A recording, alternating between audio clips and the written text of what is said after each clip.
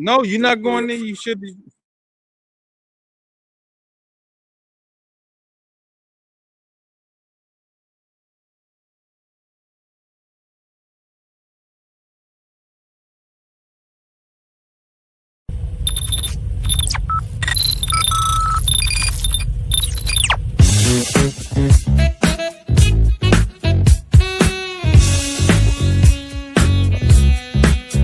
Stop the world, let me off. I don't like this destination. I like a transfer to the express line. I gotta get off. Electric slide to the devil doors of life. Things are changing and it ain't the way I like. On the replay, wish I could get a replay. Don't mean to hold ya, but I wanna do over. Gas up the ship, shoot me a text and let me know when it is time. I wanna get off, I wanna get off. 1 star, would not recommend that we go far from here. I wanna get off, I wanna get off. Stop the world. A music podcast for the culture. Wild, wild thoughts.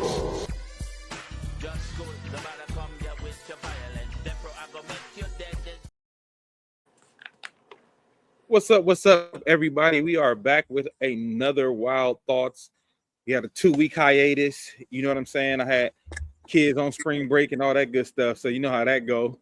And then before that, it was tax time, so we all was busy. But man, we got a whole lot to get into today, man. V-Ray, you dropped me the scoop on a bunch of stuff. Let's start with, I know it's number 2 on the list, but let's start with Tesla versus Doge. The disaster that is Elon Musk. Yes. Stepping away from Doge after he made, like he went in there and just made a shit mess. And it was like, hey, yo, I'm out. Right. Y'all got well, it. You know, he got himself paid, though, too, because, you know, he got that. All those government contracts. Two big contracts worth billions. Or was it true? No, I think it was billions. But yeah, he exited, or he's exiting. He ain't gone officially yet. But yeah, he got paid. He left with a severance package like a motherfucker, bro. I think that was his whole goal, really, the whole time, was just to get them contracts. And once he got them contracts, he was going to dip out. That's what I feel like. Yeah, well, I think you're right, but that, you know, I think the rule as far as how long he could have served without being an actual cabinet member was like, I forget if it was like 6 months or something like that. I forget what the duration was, but he had more time. He just stepped away because of the earnings report from Tesla. But I think you're right that he was there to get paid, but I think he was going to milk it for, you know, that whole duration and then step away. But yeah, well, and the earnings report is crazy because Tesla dropped 70% or something like that in profit. Yeah, 71%.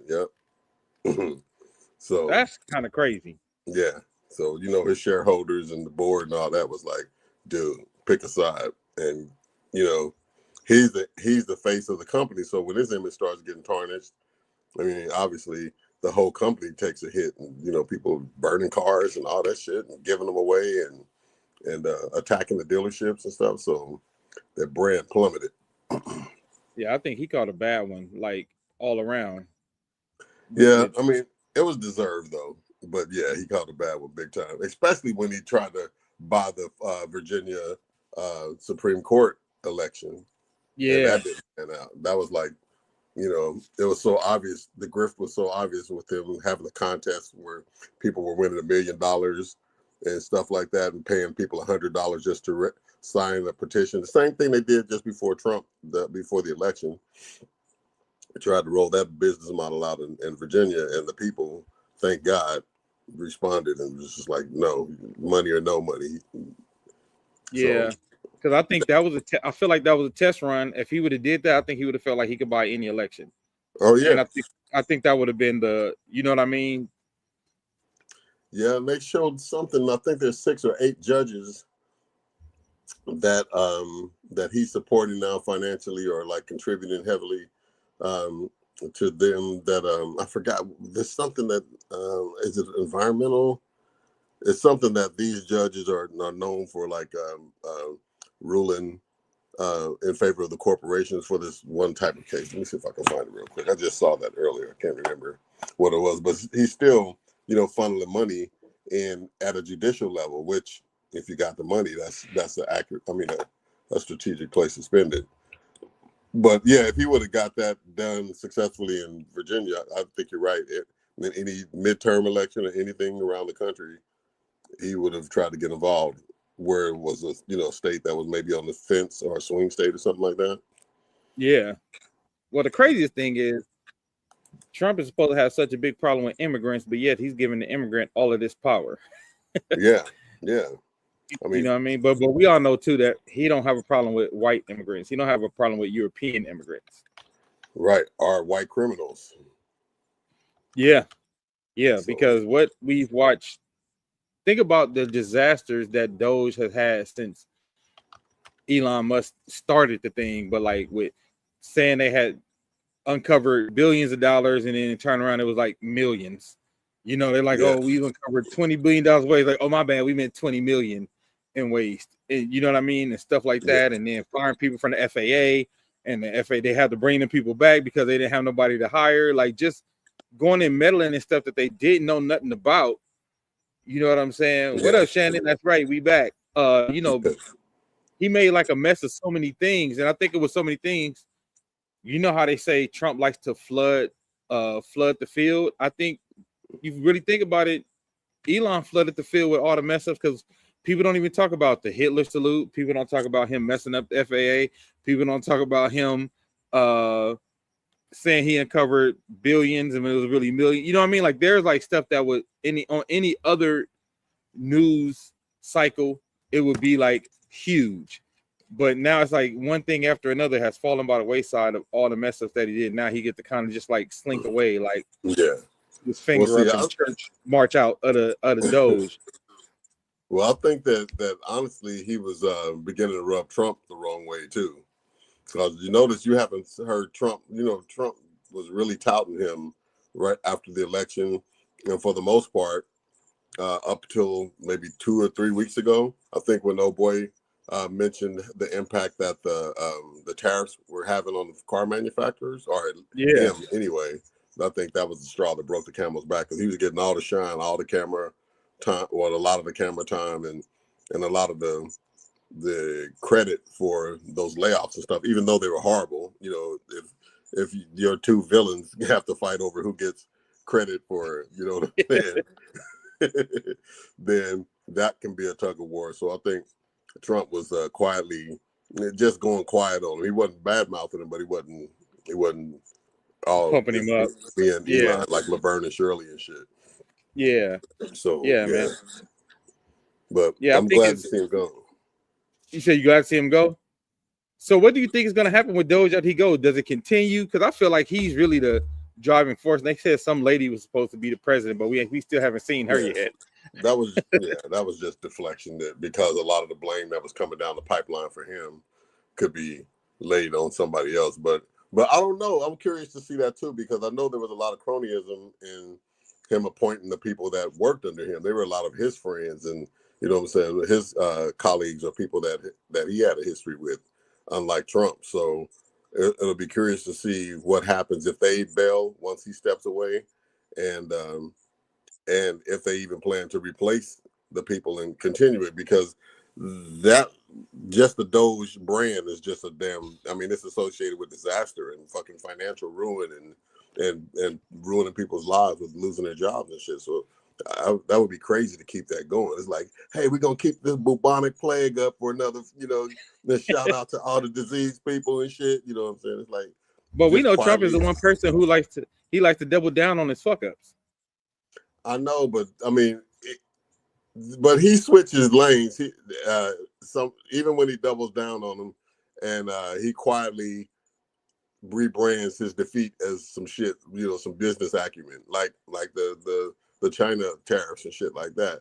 In Japan, when they started clapping back and publishing the brands that secretly manufacture in China and shit like that, then he came out today, or was it? What was today? Saying that he's gonna be nice. He's gonna be nicer about it. He's gonna scale down the tariff amount because he was at what 145%, 154%. Yeah, but what's dumb, he was at 145%, but he had all these carve outs, 145%, but not on the stuff that makes the phones, 145% on, but not on certain chips. Like, so there already were carve outs for some of the biggest things that would have been tariffed anyway.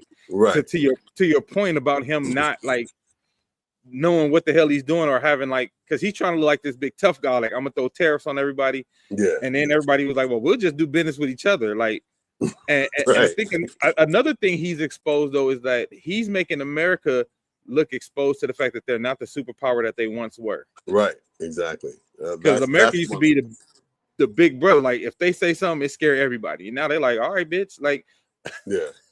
we don't need you. We'll just go do everything straight through China. We won't deal with y'all at all, or this, that, and the third.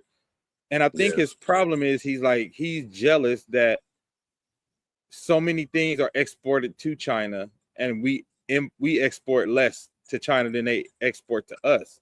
Yeah. So he's thinking about doing these tariffs. He's gonna make it even Steven. But what he doesn't understand is we are behind when it comes to technology. We are behind when it comes to education. We are behind when it comes to all of these things. So we shut down a bunch of our manufacturing here because y'all wanted to ship it to China, right? Like a bunch of these companies, American companies, shut down so now we are reaping and sowing what we did to ourselves because now y'all shut those manufacturing things, those plants down so long ago that even if you try to open up now, you wouldn't have the correct technology to run it. You wouldn't have, up to date because somebody like you, V-Ray, who work on like coding and stuff like that. The malware for all those machines and stuff. Like we talking about these things were shut down for 20 years. It would take years from Tim because they saying, well, we're gonna throw tariffs on them so we could bring manufacturing back to the States. It would take years before you're able to do that in the States effectively. Yeah, and quite as it's kept, a lot of the supplies that would be required for that revitalization of American factories comes from China. You know what I mean? So you ain't gonna have robots running the factory. Where you gonna get your robots from? You know what I mean? And your conveyor belts and the shit that keeps them running, the parts and the circuitry and stuff like that. All that stuff comes from China. So he basically shoots himself in the foot by trying to boss talk these countries that we're dependent upon. And another thing is that there's so many stakeholders in American companies and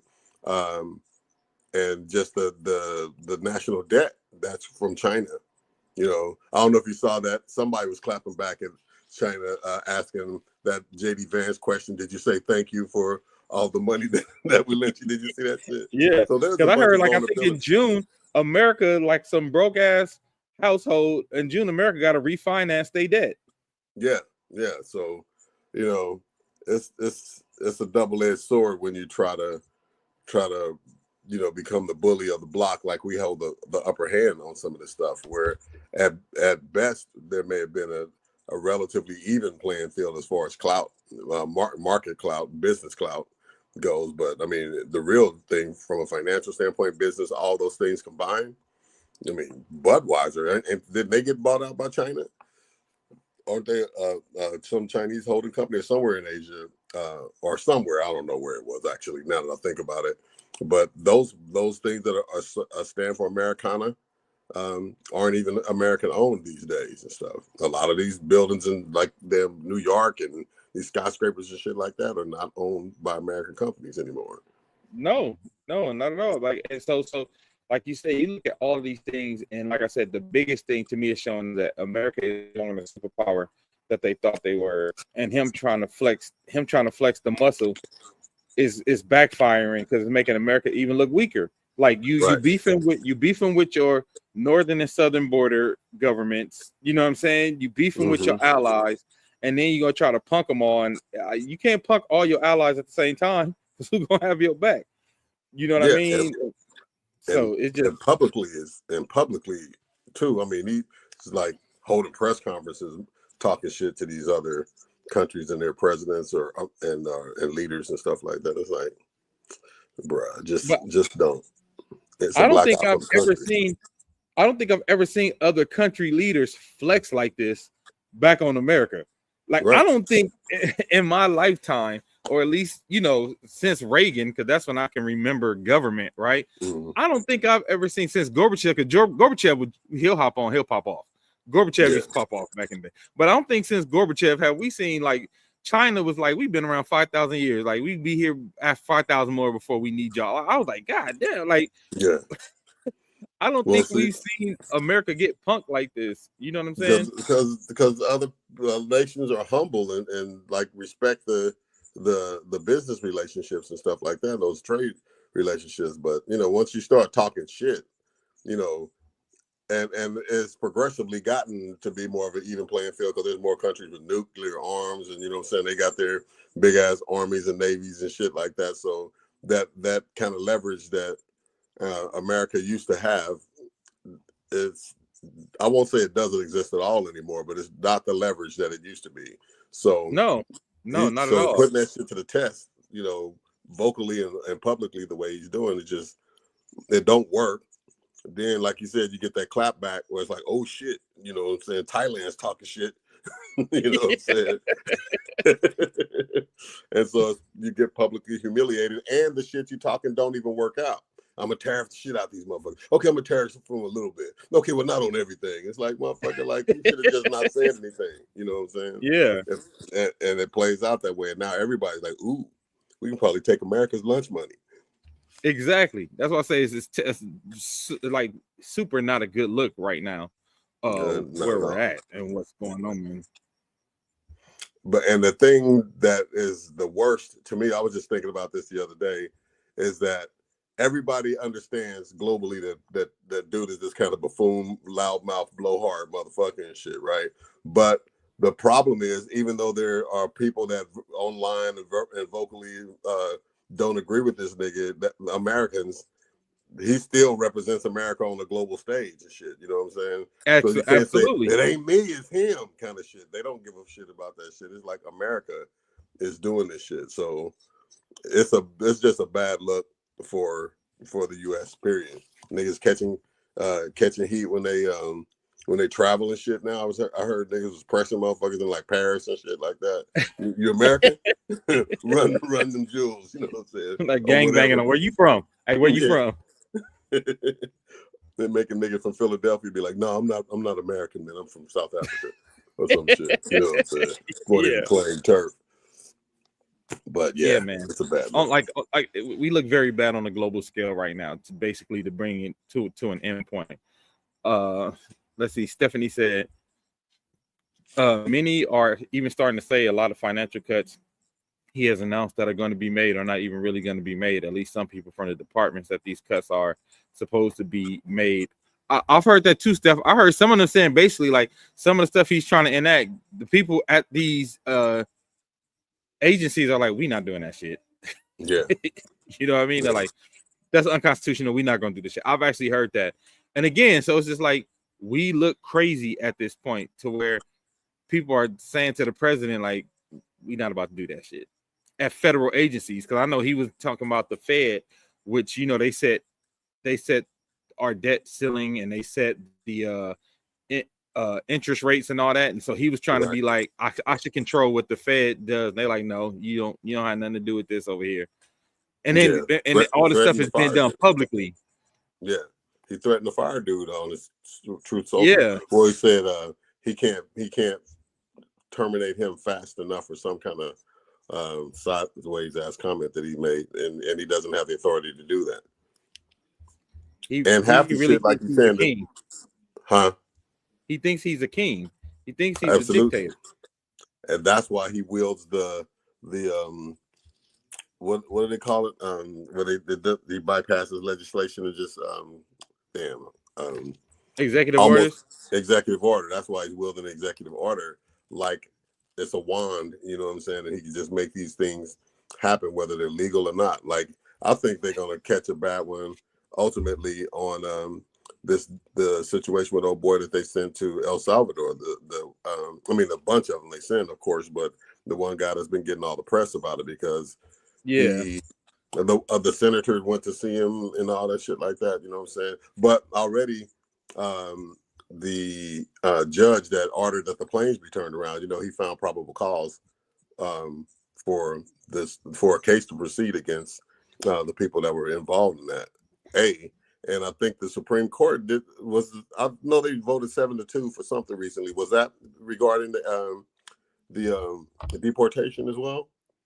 I think it was, but I don't want to spit something wrong. But yeah, so the Supreme Court, which he handpicked several people for, are voting that heavily against the deportation actions that they're taking. I mean, you basically setting yourself up for a fault, or setting somebody up, because he probably ain't gonna take no heat for it. But yeah, just saying, bullying. Right. Steph said, bullying these universities and getting rid of DEI programs, or they won't get funding, is asinine. I think the ones that did get rid of it only did it because the people in position didn't want to have it in the first place. I don't believe he can actually control whether or not these private institutions can operate. He doesn't control it, but like he said, he's trying to use the federal purse strings to basically make everybody kowtow to whatever he wants, whatever books he wants, whatever he wants taught, which is crazy. Like I said, there's so many things that are unconstitutional. So many things feel like dictator type. And it's funny because you still got his supporters saying like he's not trying to be a dictator. I'm like, do you see everything that he's doing? Yeah, it's dictator shit. Snatching people off the street and coming to the jobs and taking them out. He's like literally disappearing people. Bro is out here disappearing people. And he also said that he was considered doing that with American citizens, criminals. Yeah, and like once he said that should have been a bridge too far. Yeah, I mean, I think there was a lot of pushback. Well, to use the term "lot of" loosely, but some Republicans started like they were triggered by by him making that statement, and some of the others that he's made recently. But even Republicans are starting to speak out and say, "Nah, bro, that's I can't roll with that." Excuse me, especially when they when a lot of these Doge changes are hitting their constituents so hard, to be seen rolling with that stuff is they have they're out there. He's forcing their hands to say something or look totally like they kissing the ring. Yep, that's a good point, Lewis. He said the reason Trump is signing all these executive orders is to tie up at the Supreme Court with the hopes the Supreme Court will side with him and now become the law of the land. I didn't think about that. That's a really good point. Oh, I agree with that too. But what's happening though is that on a couple of these things, they haven't sided with him. Those like the deportation thing, I assume they were going to side with him on that. And so when I heard 7-2, I'm like, damn, that wasn't even close, man. No, and there's a few. Yeah, he's been losing out on a whole bunch. Yeah, I mean they passed some, like they well, this didn't go all the way to the top Supreme Court, but I was saying Virginia, but that was Wisconsin where the Supreme Court election was going on, and Elon Musk tried to interfere, right? That Supreme Court allowed him to give those $1 million awards that he was given to people in just before the election and stuff like that. So there have been some spot victories. That wasn't the Supreme Court, but they've handed him a few things that I was like, okay, so yeah, that's his picks for the Supreme Court decide with him. But when the deportation thing came along, I was like, well, at least at some point, at some level, they got some integrity and shit, Yep. Let me read this. Steph said, yeah, that whole trying to make El Salvador a U.S. territory to keep from being under scrutiny with deporting people is my boy. Just to be able to say they're deporting, but they're just relocating to another part of the U.S. territory. But El Salvador and law enforcement can still be able to treat these prisoners how they want and have been treating them. Yeah, like literally just picking people up off the streets and sending them somewhere is wild. Yeah.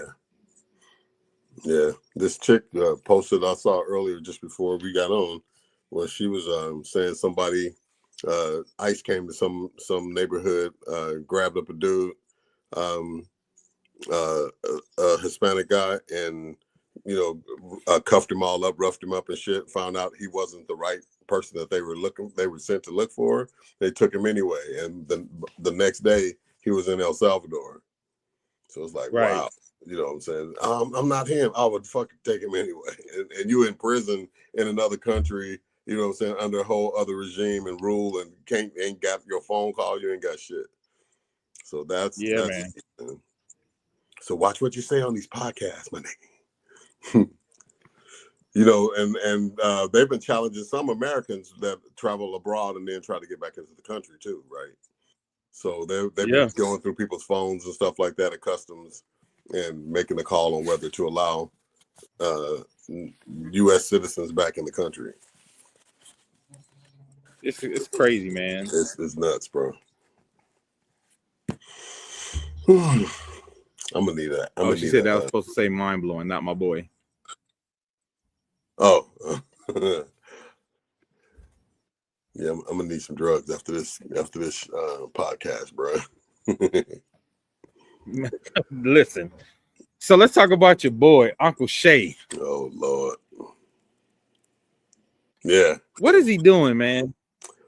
What is he doing, man? Well, that nigga had a private crash out that, you know what I'm saying? He's Diddy 2025.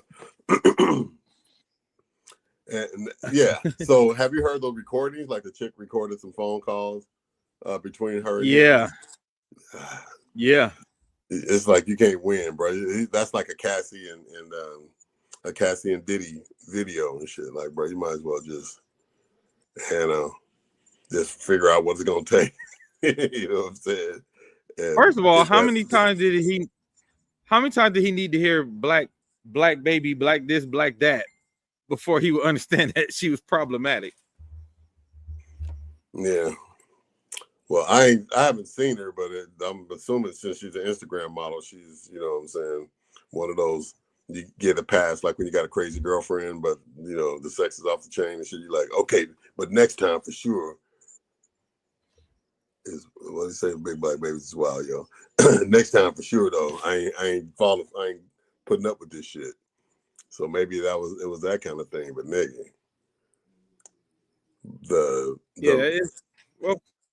It's to me, it's a bad look on a lot of fronts. Like, you got this 19-year-old who clearly is out of her depth in regard to dealing with an adult.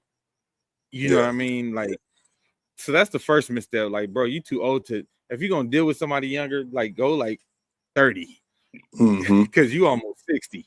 You know what I'm saying? Like, you almost 60. So go 30 if you're gonna deal young, but like 19, and then just, I don't know, man. I feel like he keeps getting in these things, and not to cast aspersions on anyone, but I feel like these things keep happening. I feel like these things keep happening, like in an attempt to show that he's straight. Yeah. I kind of thought that too, but you know, after that sex tape recording thing got released, old boy came out promoting some erectile dysfunction. Right. So maybe this is his second wave of promotion and shit. So you can even rape chicks if you want to with. So I don't know. I mean, it just seemed so out of left field that this even happened, you know, and the way that it's getting publicized. And she, her attorney told her to sue for some amount, and then she said she's gonna sue for $50 million instead and shit like that. It's like, it's like a lot to digest, man. Like, where did this shit come from? I mean, Shannon has been the exposer, not the person that gets exposed. I don't think Shannon used to being this famous. I think that's the first thing, right? Like he's in a different, he done got to a different level, and I don't think he was understanding where he was. Let me read this comment from Lewis. He said, Shannon Sharp situation, his attorney offered $10 million to go away initially until she released the clearly edited video. Shannon is a freak. He should have embarked the Michael J. blueprint, make him sign a NDA. Yeah. Well, there's some weight to that, but I mean, even then, it's from what they were discussing about this, he anally raped her and wouldn't put on a condom and shit like that. The NDA goes out the damn window. You know what I'm saying? Probably with something like that. And then the conversation, I told you not to, and he's like, "Oh, girl, come on, girl," whatever. You know what I'm saying? It's like he ain't like, "What are you talking about?" She like, I told you to stop. No means no. All the keywords and shit. And it's like Shannon just Right. Like she was setting walking him up, right. like she had it all ready to set him up. Yeah. Well, I mean, you can't set up somebody who you know what I'm saying, did what he did to her and stuff, man. So it's like, bruh, I mean, are you like, you know, you feeling yourself and shit? Like at that point, like you invincible. Yeah. I'm scared to ask So what that means. is that I I hope it banned? Don't means you trying to get us banned? freaky ass ninja. Yeah. But who knows? This is 2025. That shit could mean some whole other shit. But yeah, I mean, I think he's in a position where he's just gonna have to negotiate the best price to get out of that. It can't go to court, man. I'm curious to see what the networks and shit are gonna do in the wake of all this stuff happening. I mean, I think his talk show may be safe, and he's gonna have to make the statement, some kind of statement on there. But the coverage, you know, that he has with the networks and stuff, that's a tough one. Yeah. Like I don't know, man. It's a weird case. Why is he around? Yeah. You know what I'm saying? Yeah. Shit, he better start putting on some more than tracksuits with them across the body purse looking things and shit like, she's lying on me, Your Honor. Yeah, you're probably right, Mr. Sharp. Football players are not used to being seen like that, always behind the helmet. They're not used to the public eye like basketball players. And they have this male macho shit too. That's been their way since high school. That's true. Yeah. That's what I was saying. He's just feeling himself like, what the fuck? You know, you're fucking with a 19-year-old, like you said. And then to just king yourself in the situation, it's like, that's just a bad ending waiting to happen, bro. Right. There you go, Ryan. Right on the nose, bro. Can't have a talk show exposing everyone else's secrets, then get quiet when it's on you. That nigga gonna have to interview herself in a minute. Right. Right. Yeah. I don't know, man. This is it's crazy. I'll be watching, like you said, like, so he had text messages. You right, Steph. He did. Oh man.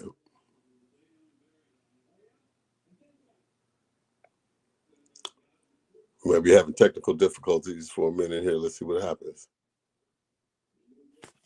I didn't see that message. Oh, there you are. So what did Steph say? I said they said they had. She said they had text messages to refute what she was saying too, but I'm saying it all looks bad, right? Like it right now, it all looks bad. But the recording, though, bro. I know you're talking about her saying she wants to get into some BDSM stuff and all that, or BSDM or whatever it is, like the bondage and discipline shit.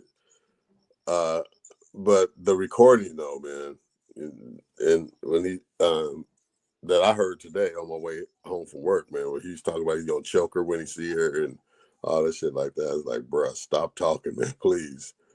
So, but I wonder what the legality of that is for her to record him without her knowing too, because sometimes that shit gets thrown out because of that. Right. Yeah.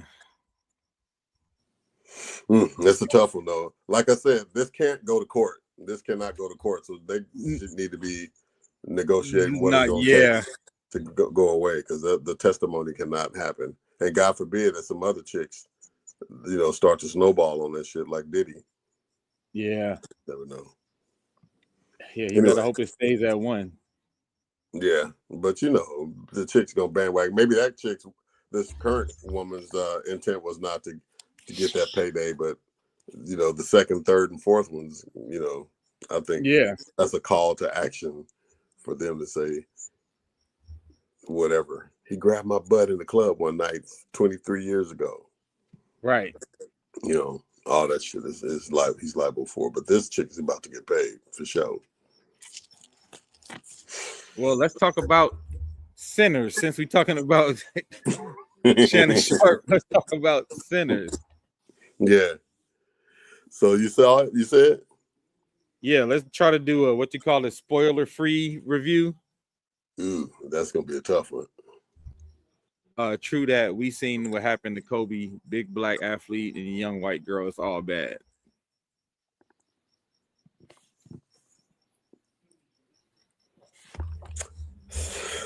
So, Sinners, what'd you think of it, man?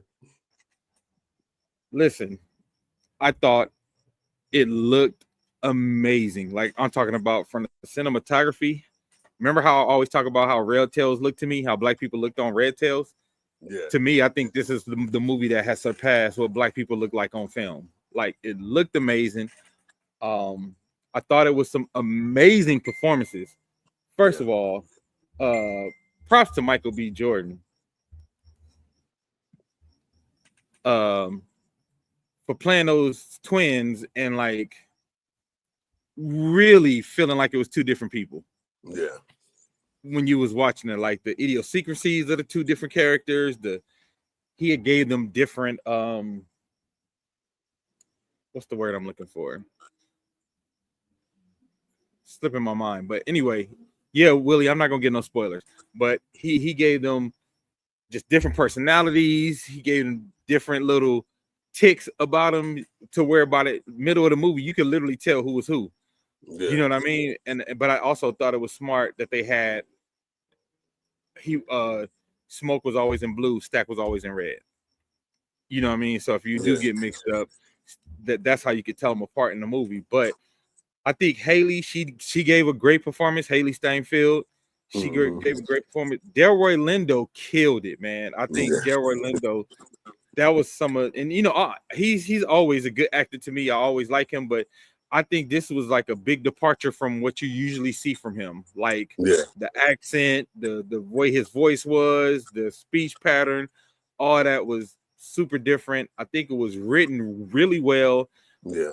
I think the concept was dope, and I think it had layers that I didn't see coming. You know what I mean? Like it had these layers that I didn't see coming. And I was like, okay, that's dope how they tied this into that and how they did this and that. And I don't know, man. I think it was just an A+ movie, and it was one of the most original films that I've seen in a while. Yeah, it was very I heard somewhere that was supposed to be one of the drafts for like a Blade movie. I don't know how true that is, but I think Sinners was originally going to be a Blade movie. Is that right? Yeah.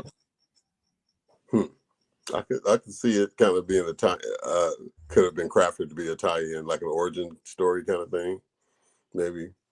But yeah, I totally agree, man. I think the writing and the performances were off the chain, and it was a beautifully shot movie. The music was on point for the era that they were in, and without giving too much away about it, I like how Ryan Coogler always ties in some culture. I mean, the whole film is a black culture film, right? But the way that the music gets tied in, showing the ties between the old Louisiana bayou type blues, and how it ties into modern music now. You know what I'm saying? I thought the way that was illustrated in the film was super dope. It was a departure, absolutely, from what we were seeing at the time, but it was just so clever. I was like, damn, man, that was dope. And the way that it was shot, because it looked like, for the most part, it looked like the camera just moved. It didn't look like they shot a whole bunch of different things, and I'm sure they did, but the way they edited it, it looks like the camera did one sweeping movement through all these different areas and shit like that, and eras, and then came back to where it started from. And I was like, that was dope. That was totally unexpected. And it was just a clever piece of filmmaking to put on top of something that's already a great premise and a great presentation. To add that piece in there, I was like, okay, dude, he's a real one. Yeah, man. What parts did you feel like were stagnant, Shannon? And if it's a spoiler, I'm not gonna post it in the thing.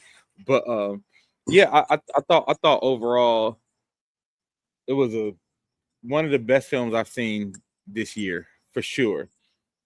One of the best films I've seen this year for sure. And I really, like I said, I know he said they did some kind of special camera work that they have never done before, where they had like basically the camera right here in front of them to shoot certain ways. Like they did something with the IMAX. And if you're gonna see it, I would tell you, if you can, try to see it in IMAX, because it was shot on IMAX.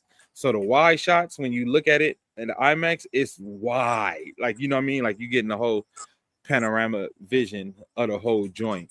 So yeah, that's my review, and I feel the same way you do, V-Ray. Like I thought it was brilliant. Thought Ryan did a good job. Ludwig Göransson, I think is the name of the guy who scored it. And he's been becoming one of my favorite composers. He actually did the theme song from The Mandalorian. He did Boba Fett. He did the music for Boba Fett TV show. Like he's done a couple of, like he's done a few things that I really, really like. He finds a way to incorporate, like even on like The Mandalorian, he incorporated like the Star Wars feel into the music, you know what I mean, or whatever town they from. Like when you watch Boba Fett, so he's really, really good at that. Like how he melded all the music together. I've seen him do that in other places with different genres of music. So dude is pretty brilliant. I watched something recently that he did, and I was like, damn, he killed that. Because I was listening to the music so much that I was trying to, I was trying to figure out how. I was listening to the music so much, I'm like, who did that? That's how good it was. Like while I'm watching the show, I'm like, who did this? And at the end, I'm saying, oh yeah, it was Ludwig. You know what I mean? Like, yeah. So that was really dope. See, I saw on TikTok that Christians shouldn't watch it, which I think is craziness, but I want to know your thoughts on that. I saw that too, Ken. Well, I'll say this. If you don't say that about every horror movie, because I know some Christians feel that way about every horror movie, cool. But if you only saying that about this one, I feel like it's trash because it's a black horror movie. And, like, why the black horror movies got to get treated different? You know what I mean? Like, what was the correlation with Christianity that they just basically like it's demonic. You can't go see it. They messing with spirits and this and that and the third. And I'm like, if you feel that way about all horror movies, cool. But if you just feel that way about this because there's black folks, that's trash. You know what I mean? Like that's how I feel. Yeah. I love how Brian brings Ludwig and Michael into virtually almost every project he does, making them like a dream team. They're supposed to be working on an upcoming project that has Denzel Washington in it. Yeah, I know he's supposed to be in Denzel, also supposed to be in a new Black Panther, the next Black Panther as well. Yeah. I like. Ken, somebody literally just sent me a video of somebody on TikTok doing a whole deep dive about how, the girl believed in like hoodoo, and that's you go to the movie theater and she talking about hoodoo and it could get on you. And I'm like, bruh, if you watch Friday the 13th and all this other wild shit we've been watching since we were kids, this ain't nowhere near up there with like Walking Dead and all that shit. Like I'm sure I know tons of Christians that watch Walking Dead. If you watch Walking Dead, you can watch Sinners. Period. Yeah. In all honesty, they say that about the movies that's either black horror or has a title including Sinners or Saints or anything like that actually sheds some type of negative opinions on the black churches. Yeah, that's ludicrous. All right, so look, our last thing before we get out of here, our Pass the Ox for today is a good one. V-Ray came up with this one. If you could choose any 3 producers to produce your personal album, if you made an album singing, rapping, or whatever your fantasy would be, who would be the 3 producers that you would utilize to produce your album? Do you have 3 pick, V-Ray, for your album? If you had 3 producers pick your album? I do. One of my favorite producers of all time is Timbaland, so I would definitely say him. And then there's this producer, I don't know if they're a producer team or just individuals, but DeMille that produced Lucky Day's first album, Paint. Oh, okay. If you listen to that album sonically, oh my God, man, that's a genius production. Him and DJ Camper. DJ Camper did like I Love You Too Much, I think, or he did a couple of songs that were big hits. Calls he did. So I really like them. I know they're not nearly as well known, but if you listen to Lucky Day's first album, you'll get exactly what I'm talking to. They treaded genres and merged the albums together. It remind me of a modern day Stevie Wonder album, the way they produced the transitions on the record and all that is dope, man. And I think just to get that party vibe, Dr. Dre and some gangster shit, because at the heart of Okay. it all. Okay. Yeah. All right. Ron said his album would be Dre, Pharrell, and the Alchemist. So you would have some gangster shit, you have some hit records, and some boom bap. All right. That's a good combination. Babyface, Quincy Jones, and Soundwave. Soundwave was super dope. I was listening to what was the record that he did early? I was listening to one of the records that he produced earlier today. And I'm like, yo, he's really dope. All right, so for me, my 3 producers would be Timberland, Pharrell.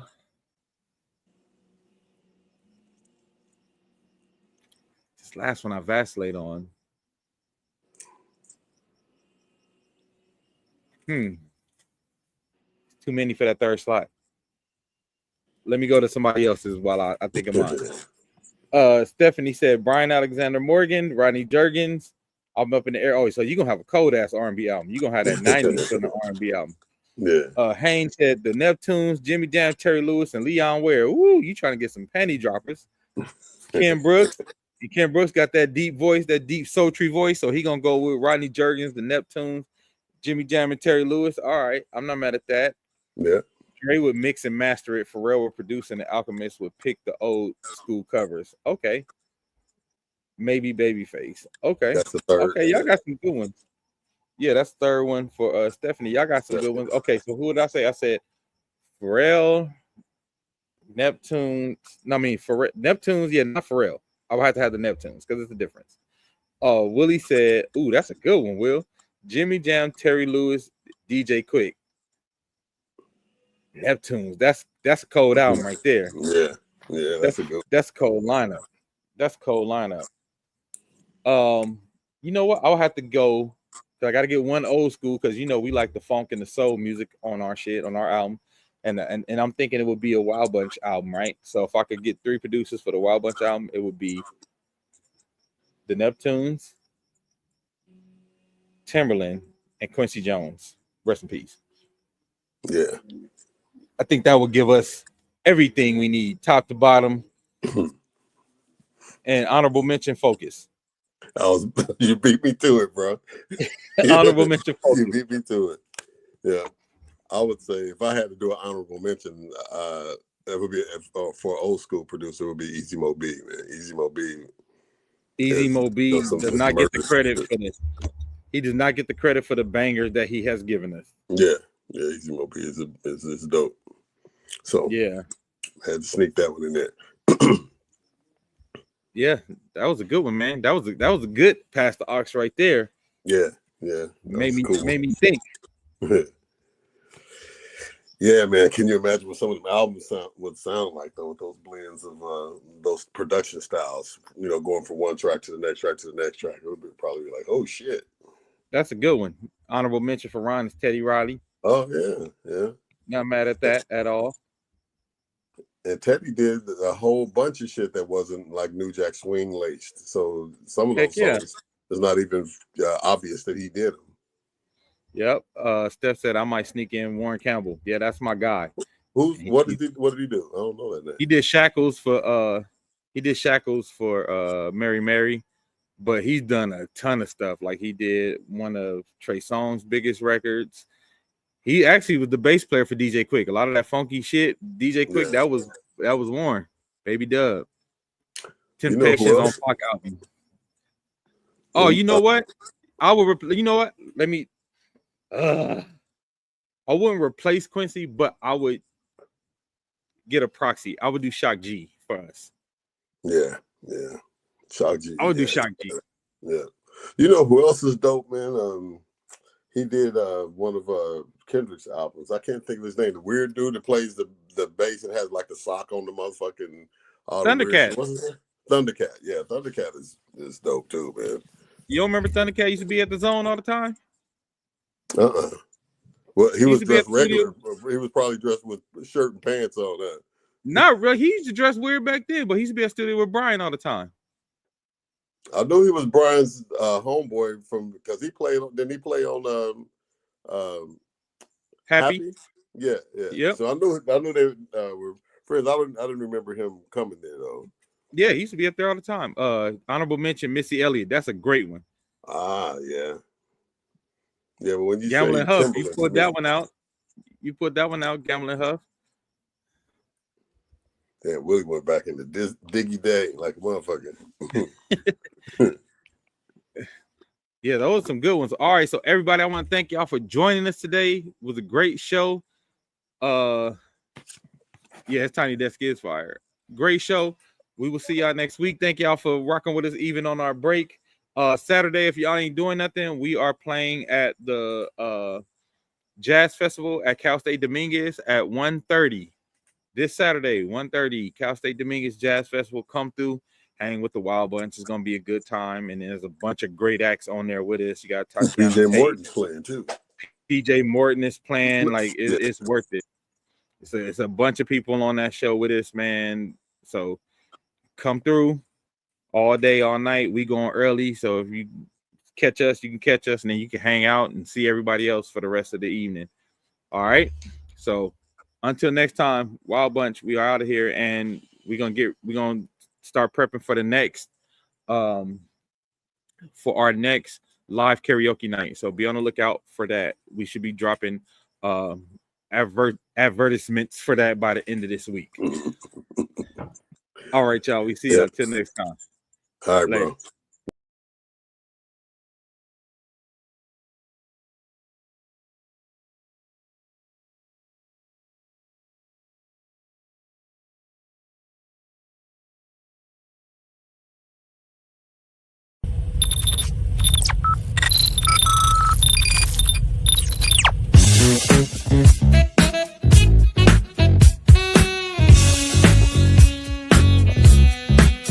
Stop the world, let me off. I don't like this destination.